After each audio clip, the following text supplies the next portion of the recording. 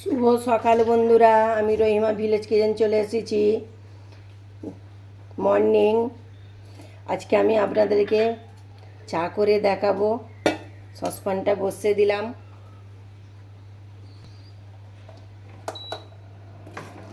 এর মধ্যে আমি জল দিয়ে দেব। আপনাদেরকে আমি আজকে বৃষ্টির ওয়েদারে আদার চা, ল চা করে দেখাবো। আদা দিয়ে ল চা অসাধারণ খেতে লাগবে। এই বৃষ্টির ওয়েদারে, আমাদের এখানে খুব বৃষ্টি হচ্ছে।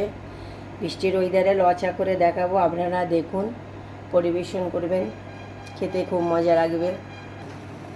জলটা আমার টকবক করে ফুটে গেছে। এর মধ্যে আমি আদা কুচিটা দিয়ে ভালো করে আমি নেড়ে চেড়ে নেবো। আদাটা ভালদারে সিদ্ধ হয়ে পানির সাথে সুগন্ধটা মিশে যাক, খেতে ভালো লাগবে চাটা। তবে এখন আমি চিনি চা পাতা দেবো না। এখন আদার রসটা এই জলের সাথে বেরিয়ে মিশে যাক। দেখুন কেমন ফুটছে। তারপরে আমি একটু সাদা লবণ দিয়ে দেবো, যেহেতু আদা দিয়েছি বলে আমি একটু লবণ দিয়ে দেবো। লবণ দিলে আরও টেস্ট হয়। আবার একটু নেড়ে ছেড়ে নেবো।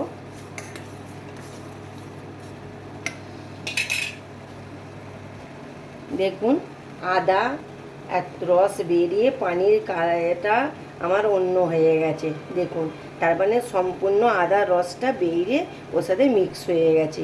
এবার আমি চা পাতা দিয়ে দেবো, দিয়ে ভালতারে নেড়ে চেড়ে নেবো।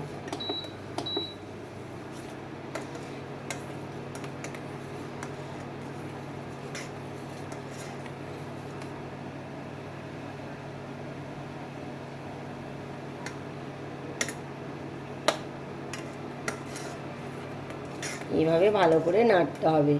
চা পাতা যেন চতুর্দিকে ভালোভাবে মিশে যে রঙটা ভালো আসে।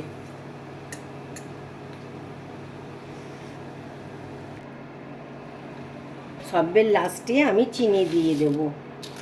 চিনি যে যা স্বাদ মতন খাবে মিষ্টি।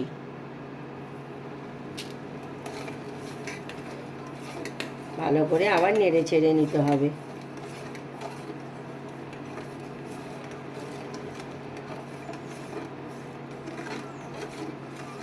লচা পেটের পক্ষে খাওয়া উপকারিতা, তাই জন্য আমি লচা করলাম আদা দিয়ে লবণ দিয়ে।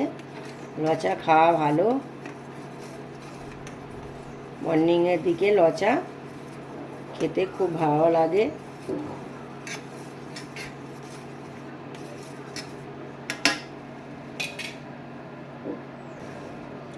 আমার চা রেডি। এবার আমি ছাঁকনি দিয়ে ছেঁকে আপনাদেরকে দেখাচ্ছি।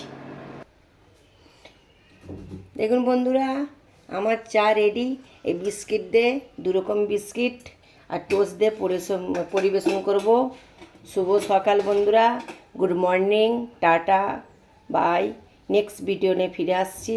খুদা হাফেজ।